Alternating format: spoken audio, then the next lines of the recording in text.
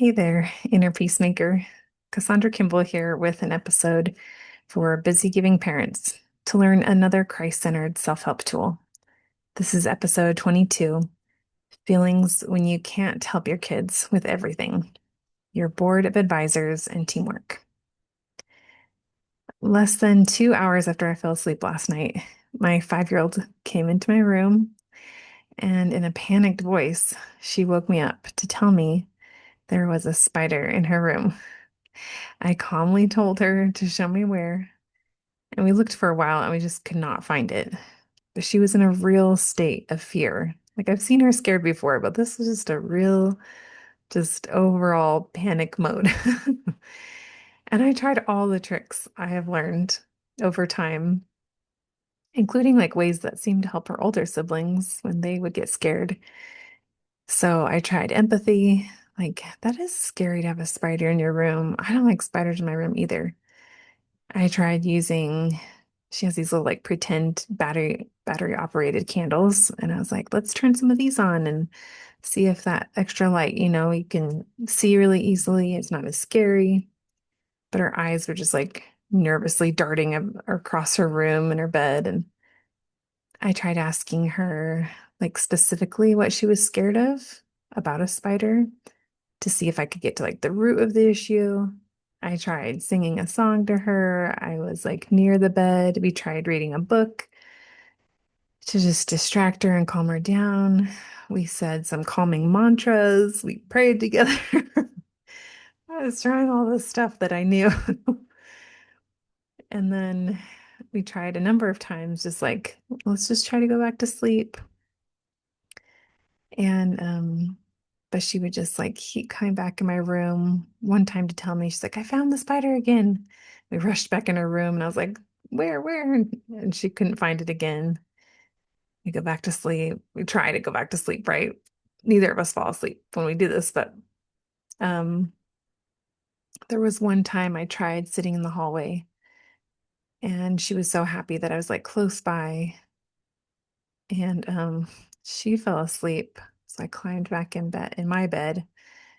And then 45 minutes later, um, this sweet little child came in my room and she was so excited. And she's like, I fell back asleep. Now it's morning time. And I'm like, it's only been 45 minutes. Anyway, so I told my daughter, you know, I said, you just keep on praying. We're going to figure this out. And I silently prayed for ideas and words, for those 3 hours that we were awake together. Anyway, we both finally fell asleep from exhaustion. So in the morning at breakfast, my husband heard about our nighttime spider adventure. And he said, I can't even remember what it was, but he said like this one simple thing to my daughter. And for some reason, it seemed to really, really help her. And for a moment, I had one of those thoughts of, I should have woken him up in the night. It would have been solved way faster. Like, oh, my husband has the best answers. And then I noticed the sneaky little natural man thought came up in my head, kind of like turning a finger at myself, right? Like pointing at myself in like an unkind way of, you couldn't help your daughter. It's like in a very degrading, mean way, right? We know that comes from the natural man part of us, right? Like, you couldn't help your daughter. So I meet all my thoughts now with like kindness and curiosity, even if it's like the natural man part of me and it's negative. So I just sat with it for a moment. I was just curious about that thought. You couldn't help your daughter. And our thoughts create our feelings. From that thought, I started feeling like deflated and sad and frustrated and discouraged. It didn't help that I'm tired, right? It makes the feelings even bigger, but I'm so glad those feelings came up because if you think about it, right, that gift to me is to remind me that I care about being a support to my 5-year-old. I'm so glad those feelings came up. You couldn't help your daughter because there's a part of me that wants to, right? I did my best, and the truth is, I couldn't fully help her. I did my best, but my husband was able to more fully help my daughter this time in this way. And I can now see, since I'm kind to my thoughts and myself, I'm not like, oh, don't think that. Don't. I just get curious and very loving. And I realize that I want it to be that way. I want to let my kids have different ways of learning and from different people and have different experiences.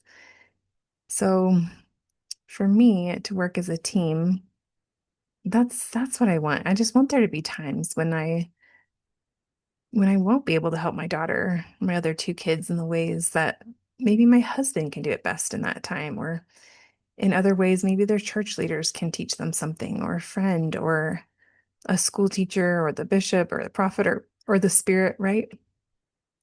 This experience last night, it was just such a good reminder to me that I want to work as a team with other people to raise my kids, to experience life. Like I want to have a team of people, right, in my life.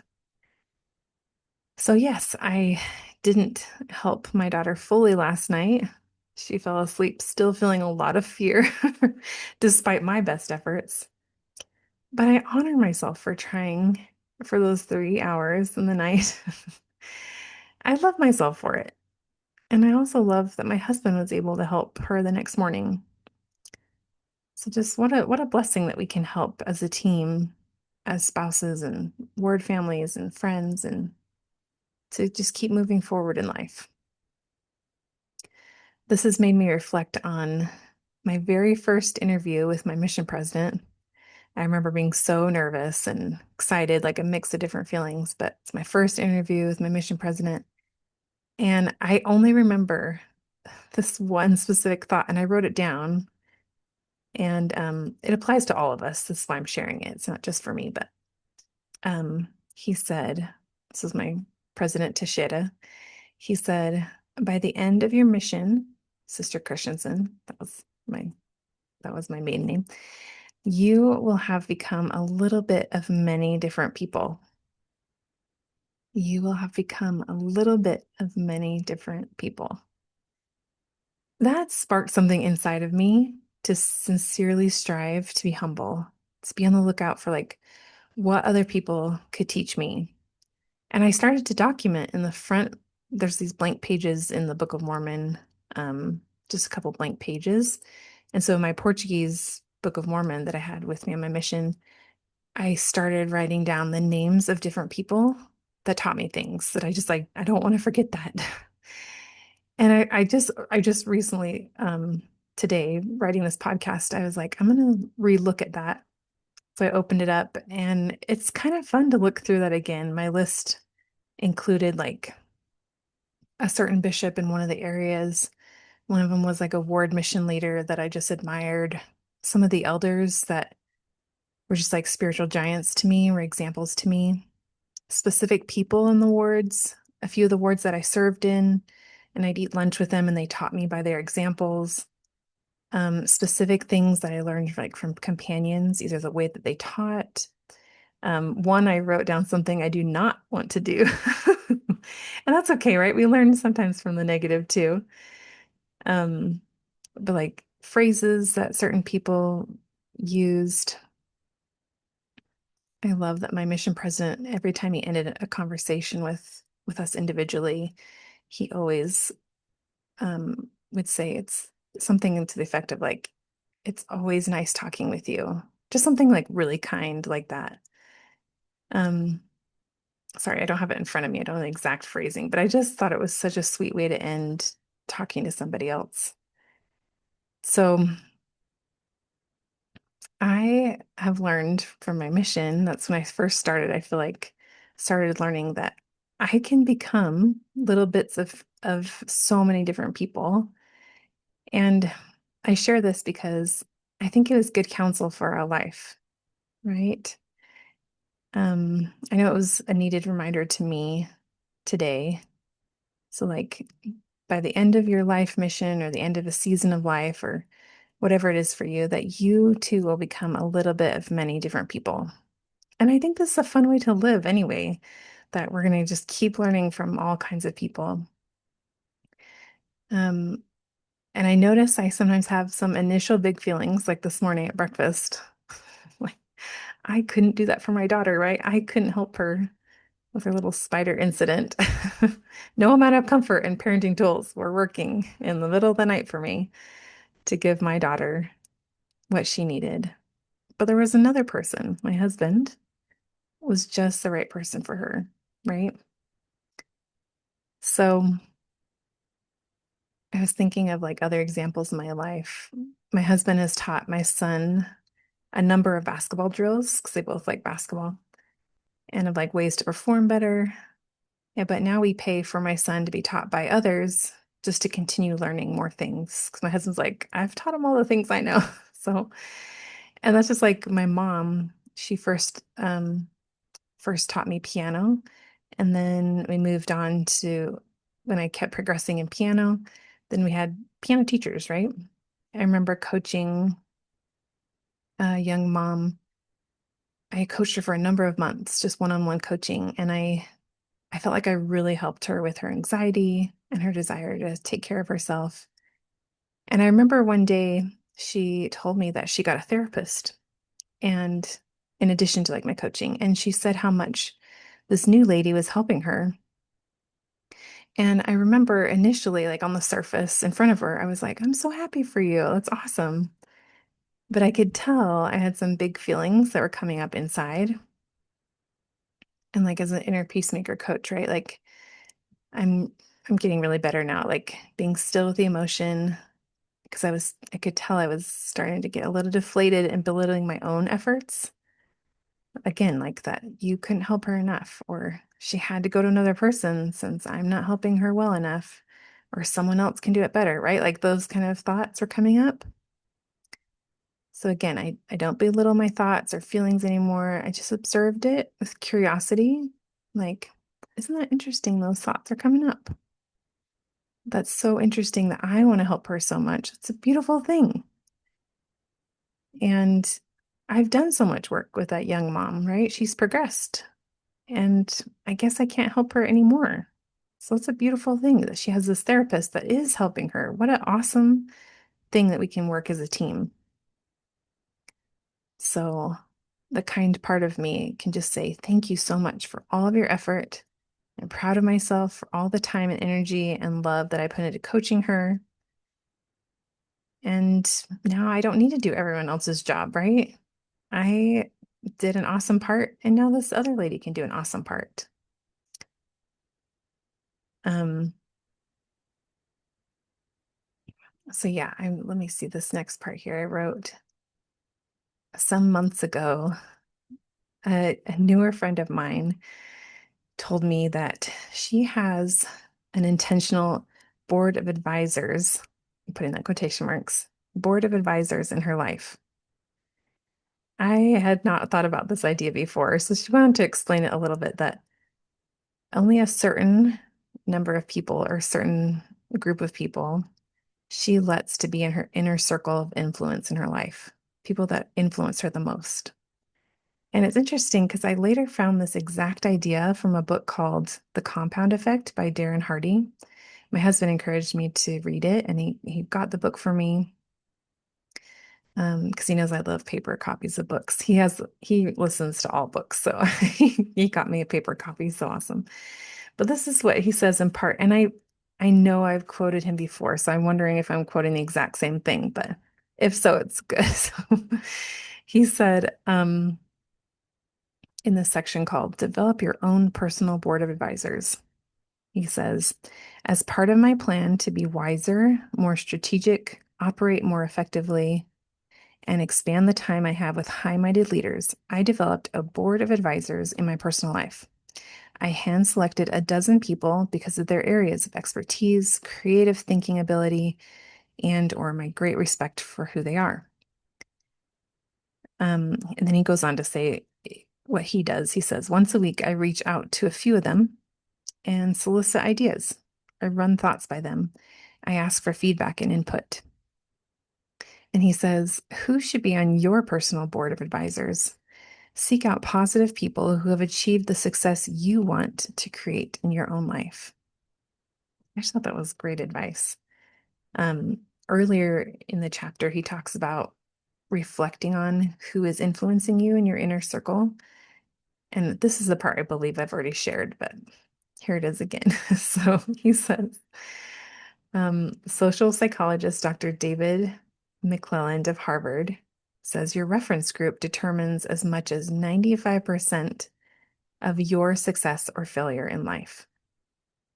And he goes on to ask you to reflect on, like, who do I spend the most time with? Who are the people I most admire? And he goes on to say that that can be people that you're listening to, podcasters. It can be people in your friend circle. It can be people you work with, your family members. So your reference group determines as much as 95% of your success or failure in life. So it's just something to think about. Who are you allowing to be on your advisory board? Well, it's now years later, past my church mission, almost 20 years now, almost. But I feel like that counsel from my mission president, that I would become a little bit of many different people, would still be what can be possible now. And I want to continue to learn from others. I want to become more and more like other people in the good thing, right? Everyone has different strengths. So I would love to get those strengths from other people. And um yeah, I see the significance of all these good things. I thought of one more specific example, and this one just made me smile. It really demonstrated to me when I sat and thought about it, how many different people I have become like in just my lunchtime routine. I know it sounds so weird, but I just want you to, it's just eye-opening to me. So I'm a pretty habitual person and things vary a bit, but mostly I'm very habitual. So for example, I was thinking, I'm like, okay, I wait to eat lunch until like a certain time frame because of certain things I learned about blood sugar from Kelly. I don't know how to say her last name. Levke. I'm sorry, Kelly. I'm so sorry. But in her book, Body Love, I love that book. And then also from Jody Moore in a 4-month course that I took from her about making peace with food.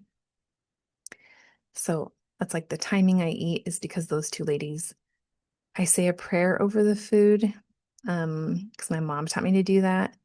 And I say one unique thing, and I believe Brooke Snow taught me that. And I usually warm up leftovers from the dinner I made the night before, which my mom taught me how to cook. And I first enjoy a veggie starter. So I start with my vegetable because of the author of The Glucose Goddess. Um, she taught me that. It was just one of the little tricks in her book that stuck with me. I sometimes read at lunch because I used to watch a college roommate, Kiara, do that. And I thought that is such a great idea. And now I'm almost 40 and at that I'm like, this is a great idea now. So sometimes I'll do that, or I'll put a recipe book because my mother-in-law, she said she liked to just look through recipes. And I'm like, lunchtime is my only time I ever do that. Um, and I'm currently experimenting with learning to listen to my body a little bit better by waiting a minute. It's a long minute sometimes, waiting a minute between bites during my lunch. And that came from a book by Brooke Castillo. So, and then I have some more stuff in there, but I'm not even going to go on.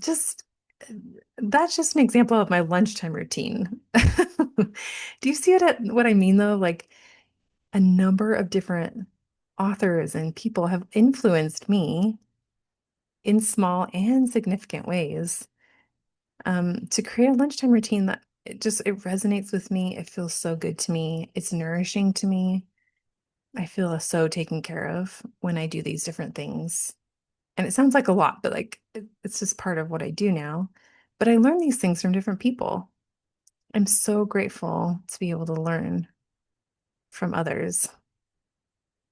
And again, the reason I'm sharing this isn't so you're like, oh, good for you for having learned a great lunchtime routine. No, I'm just hoping to open up your mind of like how many different people might be helping or have been helping you in your life and your children's life in the routines and things that you guys do. And so I just hope it's expansive to you and like exciting of like, I wonder how many people have helped me get to the routines that I have in my life. Um, yeah, because sometimes it can surprise you who you can learn from.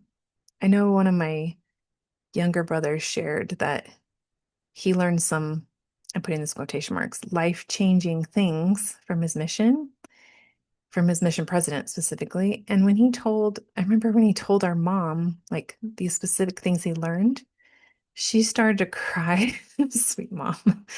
And she said, I've taught you that so many times. Again, this is just the thing, right? Us sweet parents, we're teaching so many times these things. And sometimes our kids are going to learn specific things from other people. So I hope to teach my kids as much as I can, right? I'm going to stand accountable before God someday for the things I did and didn't teach my kids.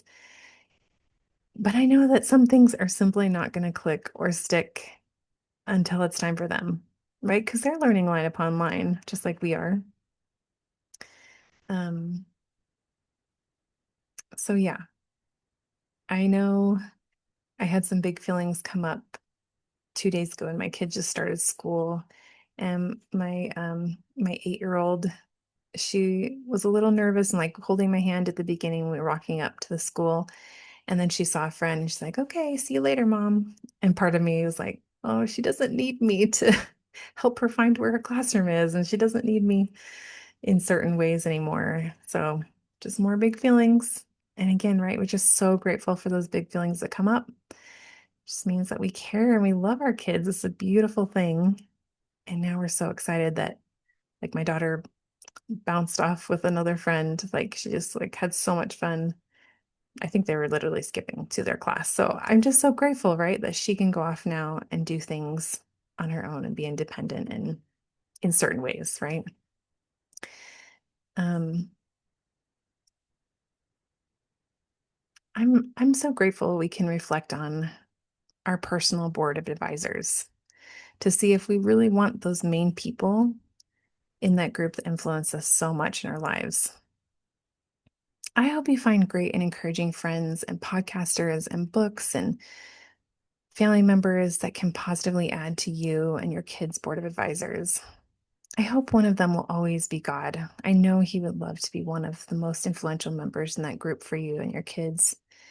So, best wishes of like letting go of the board members who it's time to let go of and humbly learning from those who are uplifting and help you along your way and who you're so happy to have as one of your advisors.